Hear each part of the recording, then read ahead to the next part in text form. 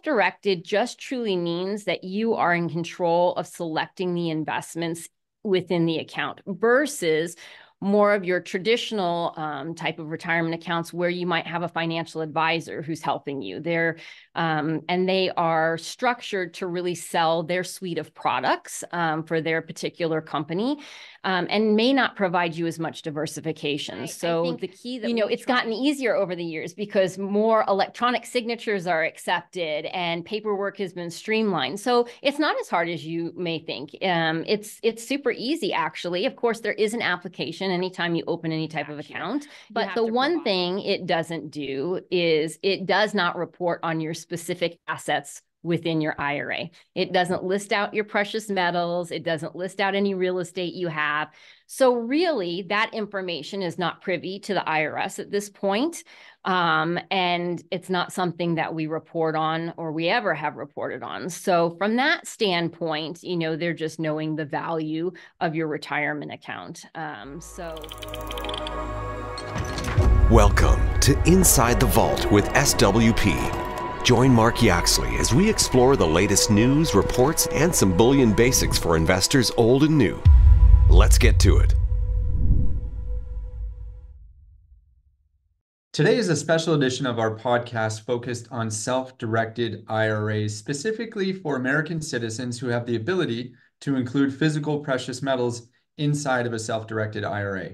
In a recent survey that we did with our clients, 42% of respondents said that they did not yet have a self-directed IRA set up, and almost an identical number asked to receive more information about the possibility of holding physical precious metals inside of a self-directed IRA.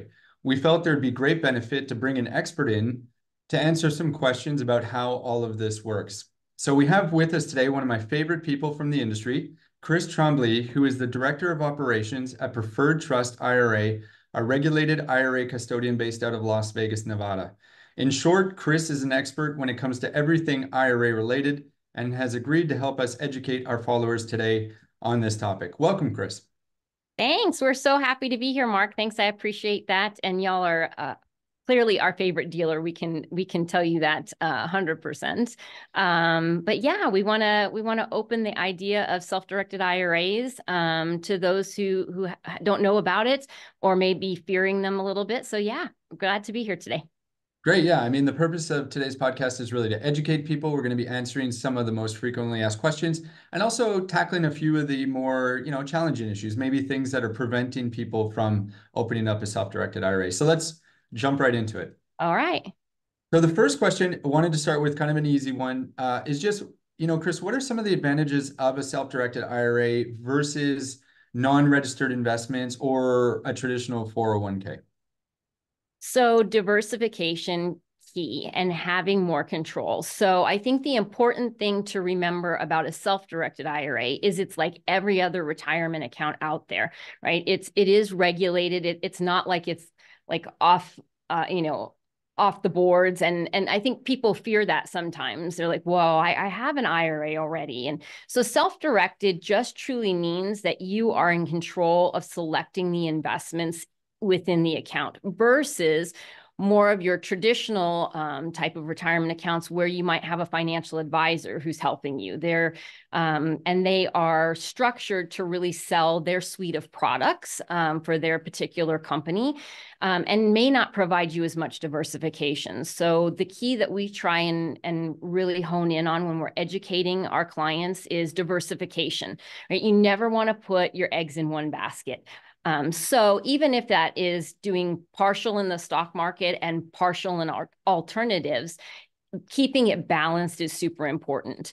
So that's what the self-directed IRA really allows clients to do, is to be able to diversify their retirement portfolio and to select things that they know and understand. So everything in a self-directed IRA is considered an alternative investment, anything that's not publicly traded. So things such as real estate, precious metals, cryptocurrency, startup companies, and things that you may be comfortable in and investing in that you might be doing personally, but not within your retirement account necessarily. So it does open up the availability to what you can invest in by having a self-directed IRA. So a lot of your traditional brokerage firms or companies, they don't specialize in alternatives. And so they don't really introduce that to clients, just as Preferred Trust Company doesn't specialize. We're not licensed to hold stocks, bonds, and mutual funds. So having both avenues is super important. I always get the question, well, do I have to take my entire retirement account and transfer it to you to invest in alternatives? And the answer is no. We encourage you to leave some of it in the stock market. We encourage you to select publicly traded and those that are privately held. I love it. I mean, we're always preaching diversification to our clients. And I think, from an investment standpoint, the more diversification you have, I mean, it's common knowledge that that's a good approach. So, if it gives people more options, then great. Is it difficult to set up a self-directed IRA? Because I think that's maybe one of the things that might make people hesitate. You Sure. touched on it earlier.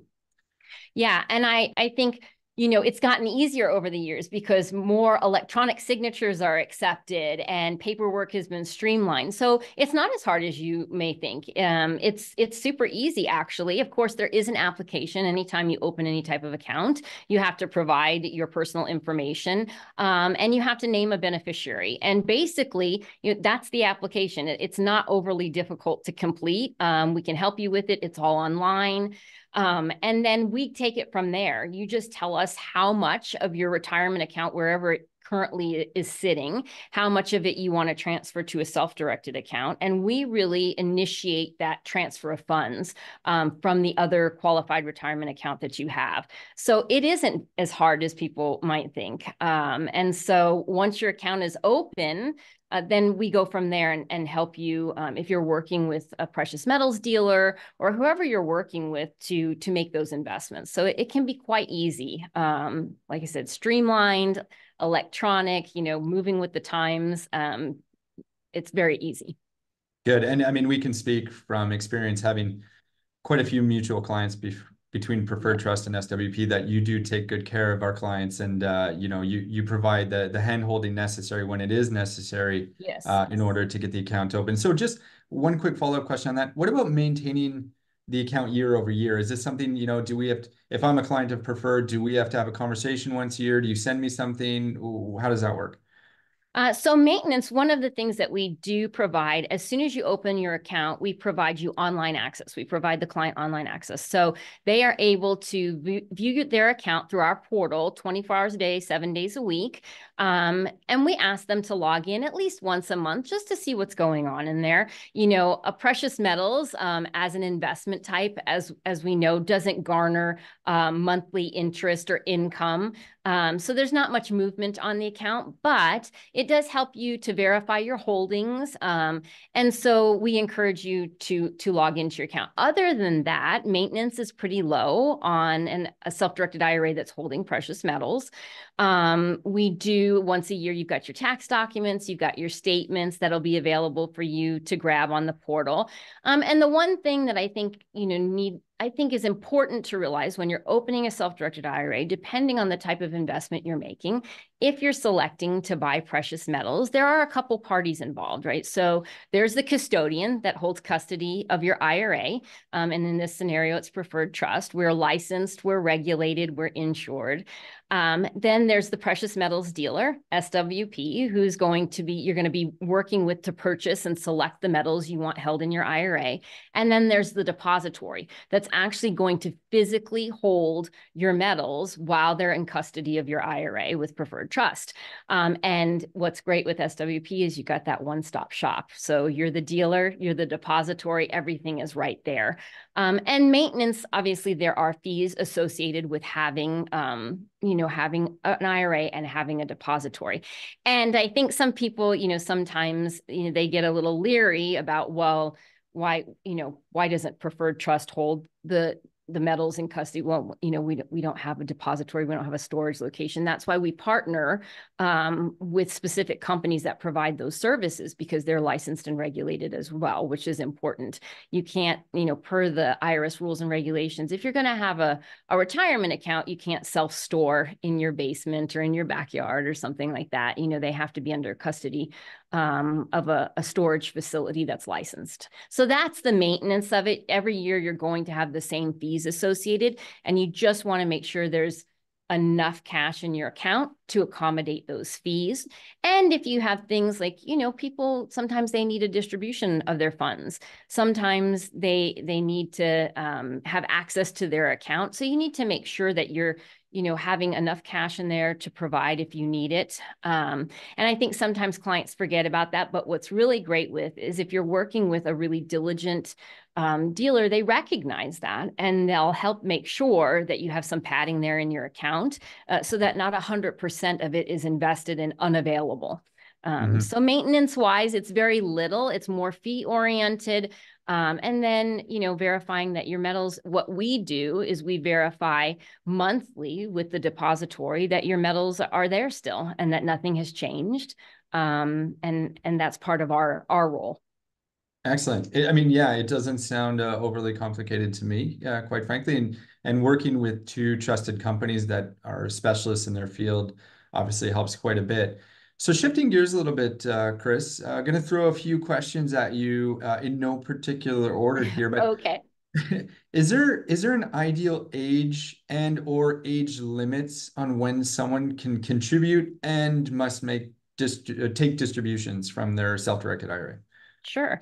So it's interesting. It changed over the last couple of years. So now there's not an age limit to when you can contribute, but you have to have earned income. That is one of the stipulations. So you can be, if you're still working and earning wages, or you're salaried, even if you're earning commissions, that's considered a wage, that's considered earned income. The only income that's not considered applicable would be like Social Security or pension benefits, anything like if you're receiving investment income, that's not considered earned income in the eyes of the IRS. So as long as you have earned income, you can continue to contribute. The age to have a required minimum distribution is now 73. So we've seen the IRS kind of increase it over the years. It went from 70 and a half to 72 to 73. And in the year 2033, it'll actually bump all the way up to 75. So, it keeps extending because the lifetime of what, people are working is extending as well. And the age of which people are continuing to work and earn income. So those required minimum distributions are now a little bit older at age 73. And for people that are just getting into the workforce, are you saying as soon as they start earning income, they can basically start contributing, or is there a minimum age requirement? Absolutely. No minimum age. As soon as you have earned income that you can prove, obviously, you can start contributing. So the younger you can get started, obviously, the better.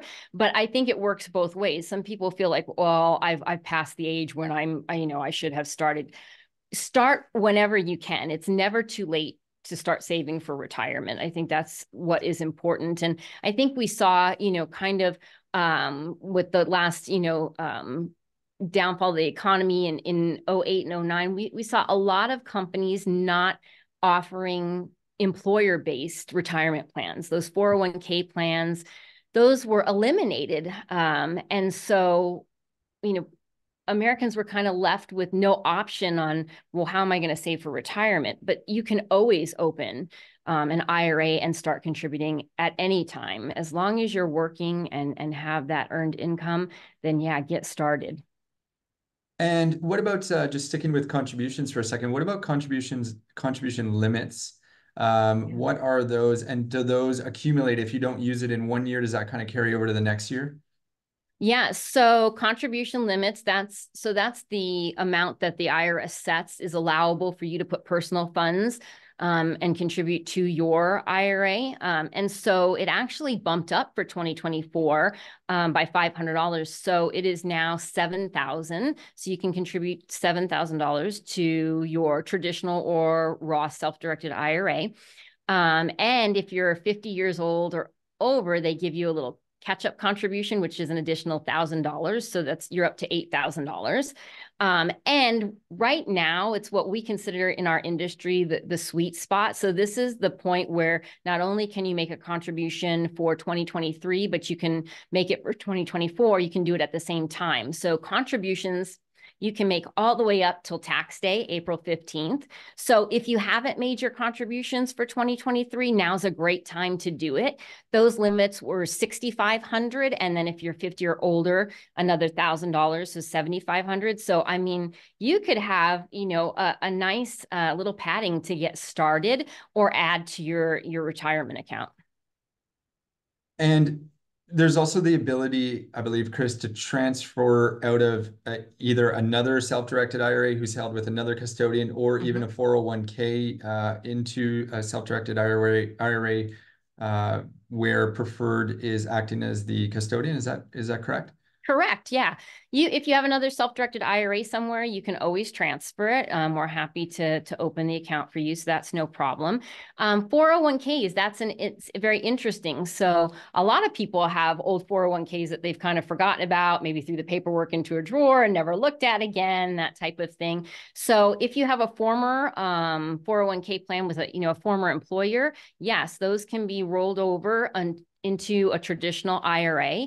Now, if you're still employed, that does get a little bit tricky. Usually those rollovers don't happen or can't happen until separation of employment occurs, but you always want to check with your employer, because nowadays, anything's possible. And so if they allow for it while you're still in service, you could potentially be able to open up a self-directed IRA and use some of those funds. So you always want to talk to them, and we can help you with that too. We can help facilitate those phone conversations. I think that can be the most daunting part, is just trying to figure out what I currently have and what it could potentially be. But that's what we're really there for. We don't mind having those conversations and asking those questions, so that we ensure too that the client's funds remain qualified, and they're not distributed in any way. Okay. One of the things, Chris, that we saw in the survey, and I found this quite interesting, is some people were hesitant to consider a self-directed IRA because of the government's involvement, and now we do have, our followers and our clients tend to be precious metal investors, and they do have, certain feelings about the government, but Sure. It was a pretty clear comment. They were like, well, the government's involved here. Does this make it more complicated for the person who's getting involved in this self-directed IRA? Like, I mean, aside from the reporting factor, the government is not actually managing any of this or involved on a day-to-day basis, are they? Correct. They're not. And what's interesting, I think sometimes people realize or think that, the government has access to all of this. I mean, yes, we are regulated by the IRS. We report to them in the fact that every year we are required to report to the IRS the value of your IRA on Form 5498. It reports any contributions that you've made, and it reports the fair market value of your account at the end of the tax year. But the one thing it doesn't do is it does not report on your specific assets within your IRA. It doesn't list out your precious metals. It doesn't list out any real estate you have. So really, that information is not privy to the IRS at this point. And it's not something that we report on or we ever have reported on. So from that standpoint, they're just knowing the value of your retirement account. True, and yes, we do report, but we only report certain information. That's really important information. I know for precious metal investors in particular who really value privacy and confidentiality. And in fact, that's not something that I knew until just now. And I think a lot of people will find that very interesting. Yeah. Sticking to the idea of third parties being involved, some people in the survey mentioned that they had concerns about third-party liability. So I wanted to ask you, Chris, when people are buying physical precious metals to be held inside of the self-directed IRA, which those metals, like we said earlier, would be stored with either a company like SWP or another storage provider, who actually maintains the ownership who is the beneficial owner ultimately of those precious metals while they're held in this self-directed IRA? You are. The client is. That's what the great part is, right? So the vesting name of your retirement account is your custodian's name. So preferred trust company, FBO, for the benefit of you, the client, right? Your retirement account ultimately is for your benefit when you retire. And we hold custody of it to ensure that it maintains its IRS status as being a qualified retirement account. But you own it 100%. Those are your investments. You choose what to do with them when you retire. You can choose to take those investments. You can choose to continue to let them grow, but you are the ultimate owner of it. And I think it's important to one thing that I think is lost sometimes on having a self-directed IRA is that it is super important that the account owner who's having this retirement account does their due diligence and starts looking at the companies and really looks at the companies that they are utilizing. It's important to know that if your custodian or the company that's holding your IRA is licensed and regulated. Are they a true custodian or are they just an administrator? And there's a difference between the two. As a custodian, we are licensed, we are regulated, and we are examined every year to make sure we are a financial institution. So just like Wells Fargo and Bank of America and Chase Bank, we're regulated the same way. We have a license to be a trust company with the State of Nevada Financial Institutions Division. And so it's important that clients understand with that comes a high level of insurance that we hold in order to be a financial institution and in order to maintain your assets and to be able to cover your assets should something happen. So that's super important. And the same thing goes for the depositories, right? They are licensed as well, and they have certain requirements that they have to meet to be able to hold those assets. So even though there are third parties involved, they are regulated heavily in the fact that, that they're not just going to walk away with your precious metals. That's for sure. That's for sure. Yeah, it's not a good way to build a reputation in our business when metals start disappearing off the shelf. Absolutely, Chris. And for us on SWP's part, as the company that's actually storing the precious metals, we undergo a third-party audit annually, as well as conduct our own our own audits internally to maintain control of metals. So, and obviously the reporting that is available to preferred, Correct. we can contact you guys on a monthly basis, and you can do your own reconciliation. So thanks for answering that. Again, jumping around a little bit here, one of the things that came up from the survey was a question about administrative costs. And so we wanted to be very transparent. And I know this is maybe one of those points that people get a little bit confused because, like you said, there are a few different parties involved. So there's Preferred Trust does have administrative fees. The storage provider, like SWP or another company, also has storage fees. That's for the physical storage of the precious metals, which actually obviously comes with a cost. So if you could just tell us a little bit about Preferred's administrative fees. Sure. So our annual IRA administration fee for precious metals is $300 flat. So it doesn't increase or decrease based on the value of your account. It's just a flat rate. And that fee really is for us, like you mentioned before, we do monthly internal audits of each depository that we work with, making sure and ensuring that the metals that you purchased are still what is being reported and held at the depository. It also pays for the annual tax reporting that we provide, the annual statements for your account. It also provides for the portal and education that we provide, and we process all payments. So the depository fee for you all to hold the physical precious metals goes through the IRA and has to go through the IRA because it's an expense associated with the investment type that they have. Just like if you own an investment property and you have taxes and insurance on the property, that's an expense. The depository or storage fee is an expense of having precious metals. So it runs through the IRA. So all those things that we're doing to keep your, account qualified, that's what that $300 goes for. Excellent. That's a great deal. If you have, having been around the space for a while, if you have a significant amount of precious metals and your administration fee is $300 a year, coupled with the physical storage fee, which a company like SWP or any other vault that offers this is going to charge, we charge $200 for the vaults in Texas and Delaware, and Mhm. that's a flat rate per year, and $275 for our offshore storage in the Cayman Islands. But again, if you couple those two and you say, hey, that's a fixed fee, and you have some clients that have upward of $100,000 in storage, several $100,000 in storage in these self-directed IRAs, that's a really good model as opposed to how it works outside of IRAs and non-registered precious metal holdings, where it's based on a percentage of value. And Mhm. as your holdings rise in value, which precious metals tend to do over the long term, your fees also rise. So the fact that you've actually fixed that cost, even though it might at first glance might say, hey, that's a few $100s a year, having that fixed is something you can really budget around. Mhm. And in the end, as you grow, that account actually becomes a really, really good deal. So thanks for Yeah. clarifying that, Chris. Sure. Before we sign off, I did want to address something that's quite important, and that's the fact that there has been some reported cases of predatory selling in the precious metals IRA space over the past few years. Some of the precious metal dealers that you see on television or have, celebrity spokespeople actually have been known to overcharge their clients or to sell them products that ultimately the investor is not going to benefit from. You and I have worked personally on unraveling some of these transactions over the last few months for your clients. So I just wanted to, give you the stage to comment on that and let our followers know what they can do to avoid getting caught up in a situation like that. Yeah, I think that's super important today.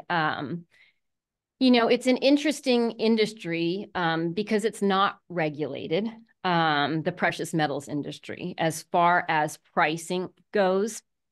So it's kind of open to whatever, the dealers want to charge, basically. But it boils down to really, I think, stopping and doing some research about the dealer that you're working with. I think one of the reasons why our clients work with SWP and we've had such great feedback is because the prices are not gouging. These are legitimate prices. Obviously, everybody makes a fee for the service that they provide. But you really do have to be careful out there. I think some of the, like you said, some of the fear that they instill in people, it causes people to make snap decisions on purchases when they should really back up a little bit and take their time and do some comparative analysis on, call a couple precious metals dealers and ask them, what their percentage over spot is that they're charging on certain metals. Obviously, in the IRA, there's only certain metals that can be purchased per the IRS. There has to be a certain purity level. Only certain bullion can be purchased. Only certain coins can be purchased.